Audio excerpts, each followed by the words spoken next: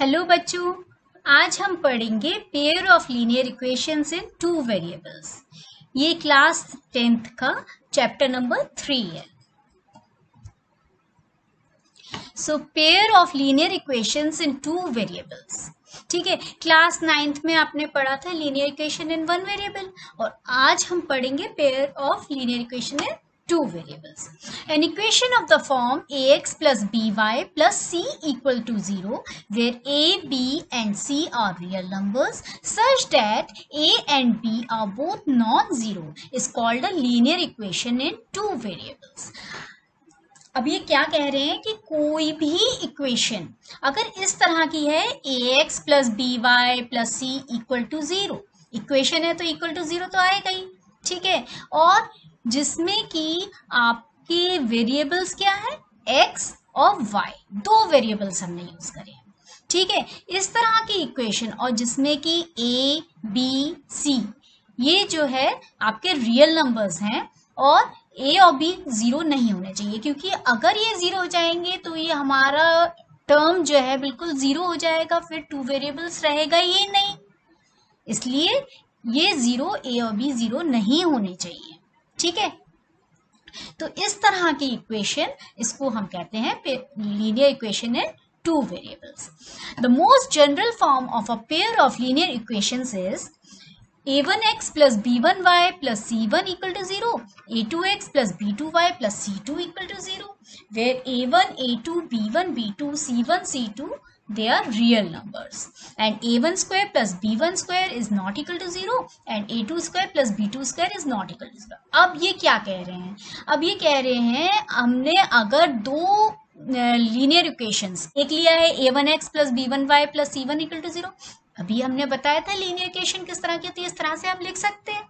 और दूसरी लिए हमने a2x plus b2y plus c2 equal to 0, ठीक है, जिसमें कि a, b और c डेट इज ये सब रियल नंबर्स हैं, a1, b1, c1, a2, b2, c2 ये सब आपके रियल नंबर्स हैं। और कंडीशन क्या है कि ये a1 स्क्वायर, ये x का जो कोफिशिएंट होगा इसका स्क्वायर प्लस y का कोफिशिएंट का स्क्वायर, इनका अगर सम करते हैं वो जीरो नहीं होना चाहिए।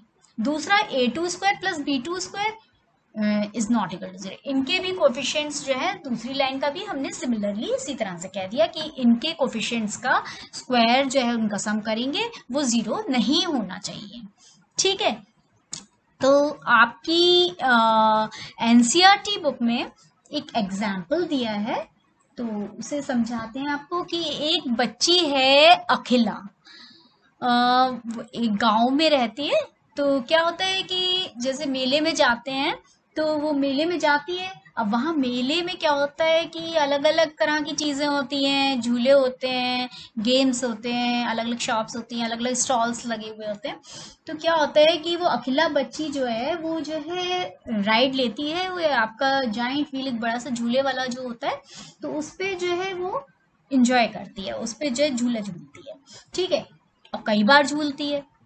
और एक गेम होता है हुपला, आप लोगों को पता होगा। हुपला एक जैसे रिंग होती है, रिंग हम फेंकते हैं, जैसे अलग अलग चीज़ें रख दी जाती हैं स्टॉल में, जैसे टोमेटो केचप, जैम, इस तरह से अलग अलग चीज़ें हमने रख दी, वाटर बॉटल रख दी, पेंसिल बॉक्स रख दिया, इस तरह से रख दी जाती हैं। और हम क्या करते हैं, रिंग फेंकते हैं, ट्राई करते हैं, अगर किसी पर सेट हो जाती है रिंग तो वो चीज़ हमारी हो जाती है। तो ये गेम होता है हमारा हुपला। तो इसमें क्या कहा है कि वो बच्ची जो है हुपला गेम भी खेलती है। अब ठीक है, कई बार खेलती है, अब लेकिन अब दोनों की टिकट भी बता दी हैं कि भैया की जो है ये जो झूला झूलेगी वो जाइंट व्हील जो है उस पे तो उसका एक बार के 3 रुपए लगेंगे, और अगर हुपला खेलती है तो उसके वो 4 रुपए लगेंगे एक बार खेलने के, ठीक है। अब वो कई बार खेलती है, अब लेकिन टोटल बता दिया गया है कि टोटल जो रुपए है ना उसने 20 रुपए खर्च कर दिए हैं, ठीक है भाई, इतने रुपए खर्च कर दिए। तो एक बात तो ये बता दी, और फिर दूसरी बात ये बताई कि जो वो हुपला गेम खेली है ना वो आधा खेली है, उसके जो वो झूला झूली थी ना जाइंट व्हील, तो उसके वो आधा, मतलब हुपला में आधा खेली है वो, ठीक है। तो एक कंडीशन ये दी है कि हुपला जो है वो आधा जो है उसका जाइंट व्हील का खेली है, ठीक है, अब आप इस तरह से अगर स्टोरी टाइप इस तरह से दे दिया जाए तो आप इसमें लीनियर इक्वेशन कैसे फॉर्म करेंगे, और क्या आप ये पता कर सकते हैं कि कितनी कितनी बार वो राइट करी, कितनी बार उसने वो हुपला गेम खेला। अब इसे पता आप लीनियर इक्वेशन इन 2 वेरिएबल से कर सकते हैं, इसलिए मतलब क्या जरूरत पड़ी इसको हमें पढ़ने की। तो इस तरह से अगर हमें पता करना है कि वो कितनी कितनी बार खेली, कितनी बार झूला झूला, ठीक है, बस एक बार की टिकट के पैसे बता दिए कि एक बार की टिकट के इतने पैसे हैं, तो आप किस तरह से कैलकुलेट करोगे। ओके, तो इसलिए हम ये कर रहे हैं। तो अब ये देखिए आप कैसे लीनियर इक्वेशन फॉर्म करोगे इसकी। अब ये कह रहे हैं उसमें क्या दिया था कि 3 रुपए टिकट है, ठीक है, 3 रुपए टिकट है झूला झूलने के लिए, ठीक है, जॉइंट व्हील पे वो झूली है तो वो होगी 3x, प्लस 4 रुपए टिकट है आपकी, वो हुपला गेम भी खेली थी, ठीक है, और टोटल पैसे उसने कितने खर्च कर दिए, 20 रुपए। तो ये आपकी बन गई इक्वेशन फर्स्ट। ओके, फिर दूसरी बात इन्होंने कहा जो हुपला गेम है, दिस वन वाई, वो जो है कितना खेली है वो हुपला गेम, आधा किसका, जो वो जाइंट व्हील झूला झूली थी, दैट इज x। तो ये अब बन गई आपकी सेकेंड इक्वेशन। तो इस तरह से आपकी 2 इक्वेशंस फॉर्म हो जाएंगी। तो इस तरह से ये दीज इक्वेशन बना के आप सॉल्व कर सकते हैं, 2 इक्वेशन को सॉल्व कर सकते हैं, x और y की वैल्यू निकाल सकते हैं। तो इसके लिए ये एल्जेब्रिक मेथड है, ये इसमें जो है कई मेथड्स आते हैं किस तरह से हम सॉल्व करें, x और y की वैल्यूज निकालें, ये मैं अगले लेक्चर में आपको बताऊंगी, ठीक है। तो अब इसमें यह है कि इस तरह से आपकी इक्वेशंस आएंगी और आपको x और y की वैल्यू सॉल्व करनी है, ठीक है। ये तो आपका हुआ एल्जेब्रिक मेथड। अब आगे बढ़ते हैं। Pair of linear equation can be represented and solve by graphical method, algebraic method. अब ये कह रहे हैं ये जो लीनियर इक्वेशंस है ना, तो इनको हम रिप्रेजेंट भी कर सकते हैं और सॉल्व भी कर सकते हैं, मतलब इसको दिखा भी सकते हैं पिक्चराइजेशन फॉर्म में, पिक्टोरियल फॉर्म में, और हम इसकी वैल्यू कैलकुलेट भी कर सकते हैं। अब ये वैल्यू कैलकुलेट करने वाला तो एल्जेब्रिक मेथड मैंने बताया कि इस तरह की 2 इक्वेशंस होंगी, इनको कैसे सॉल्व करना है ये मैं आपको नेक्स्ट वीडियो में बताऊंगी। ओके, अभी हम करते हैं ग्राफिकल मेथड।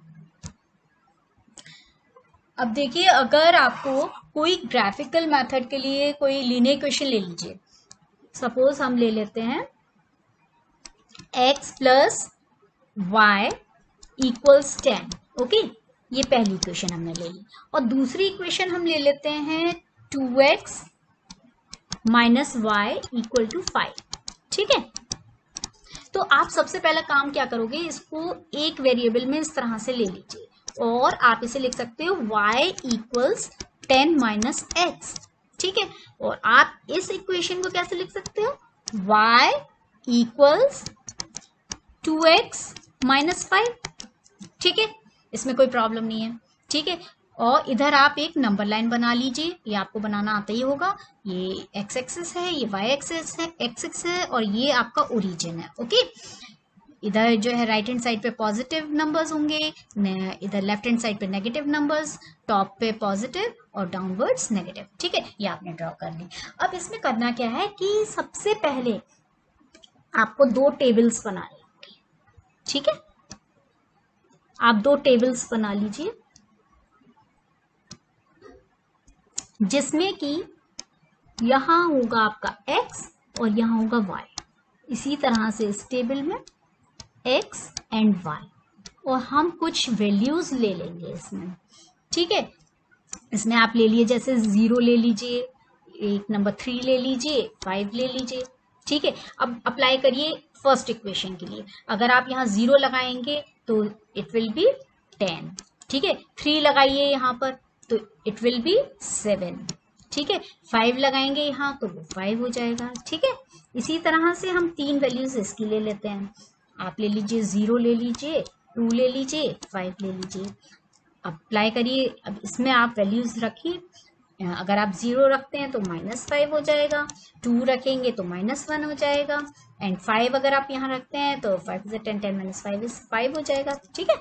इस तरह से आप टेबल फिलअप कर लीजिए। अब जब आपकी टेबल फिलअप हो गई, अब हम प्लॉट करेंगे पॉइंट्स, ठीक है। पहला वाला हम ये वाला लेते हैं, जब x आपका 0 है, ये x एक्सिस है, ये 0 है, तो y आपका 10 है, that is 9, 10, here it is 10, तो ये पॉइंट हो गया। ओके, देन 3 है तो 7 है, x एक्सिस पे 3 पे आ जाइए, ठीक है, और y एक्सिस पे 7, तो आपका पॉइंट यहाँ होगा, ठीक है। फिर है 5 है तो 5 है, यानी x एक्सिस पे यदि आप 5 है तो y एक्सिस पे भी 5 है, तो ये यहाँ आ जाएगा आपका पॉइंट। ओके, तो इस तरह से आपके पॉइंट आ जाएंगे और आपको इसकी एक लाइन ड्रॉ करनी है।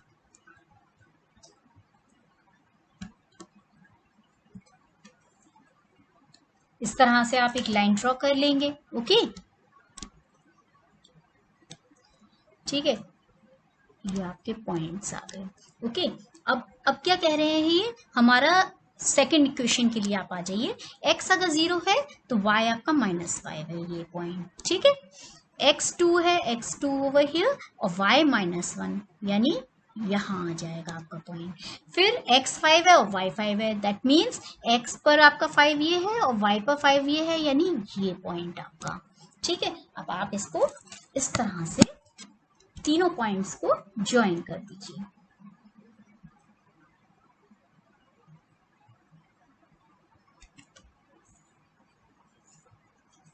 तो इस तरह से करेंगे तो आपकी ये इस तरह से लाइन आ जाएगी, ठीक है। ये थोड़ा सा ये बिल्कुल इस पे आएगी, ठीक है, सही से आप ड्रॉ कर लीजिएगा। तो ये आपका पॉइंट है आपका 5, 5, यस।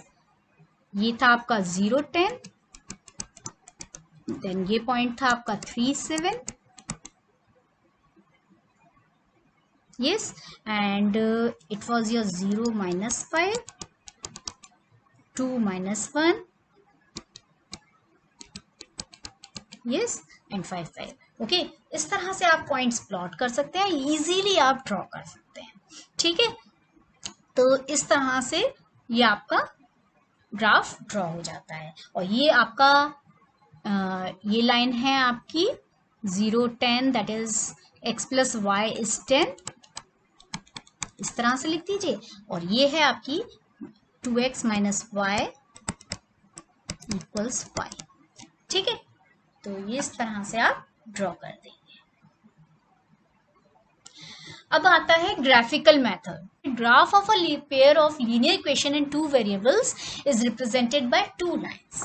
तो ये कह रहे हैं जब हम ग्राफ ये अभी हमने ड्रॉ करा तो अब हमने देखा यहाँ क्या था, यहाँ तो इंटरसेक्टिंग लाइंस थी, ठीक है, लेकिन जरूरी नहीं है आपके पास इंटरसेक्टिंग लाइंस हो। कभी कभी आप ग्राफ ड्रॉ करोगे, हो सकता है पैरेलल आ जाए, हो सकता है एक ही लाइन आ जाए, एक के ऊपर एक कोइंसाइड कर जाए, तो अलग अलग केसेस हो सकते हैं, ठीक है।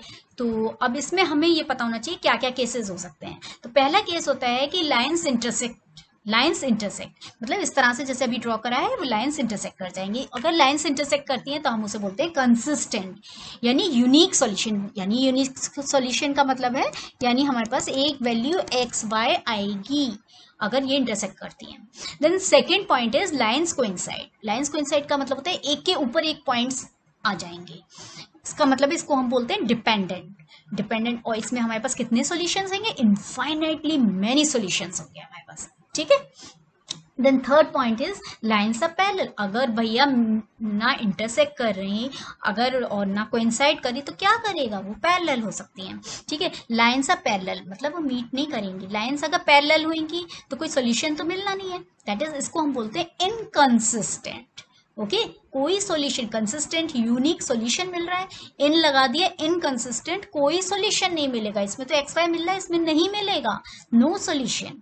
सो लाइंस आर पैरेलल। तो ये जो 3 पॉइंट्स हैं इनको आप बहुत अच्छे से याद कर लिए, इस पर बहुत क्वेश्चंस आ जाते हैं अक्सर, तो इसे बहुत अच्छे से दिमाग में कंसेप्ट क्लियर होना चाहिए कि लाइंस इंटरसेक्ट करेंगी तब इसे बोलते क्या है, ये नाम आपको याद होने चाहिए। कंसिस्टेंट कब बोलते हैं, डिपेंडेंट, इनकंसिस्टेंट, कि इंटरसेक्ट करते हैं तब हम कंसिस्टेंट बोलते हैं और हमें एक यूनिक सॉल्यूशन मिलता है। कोइंसाइड करेंगे तो डिपेंडेंट बोलते हैं, इनफाइनाइटली मेनी सॉल्यूशंस मिलते हैं, और पैरेलल होगा तो इनकंसिस्टेंट, हमें कोई सॉल्यूशन नहीं मिलना। तो इस तरह से आप अपना कंसेप्ट क्लियर रखिए, आगे का हम अगले लेक्चर में पढ़ेंगे, ठीक है। Thank you. Like, share, comment and subscribe to my channel. Enjoy learning with Bhavna.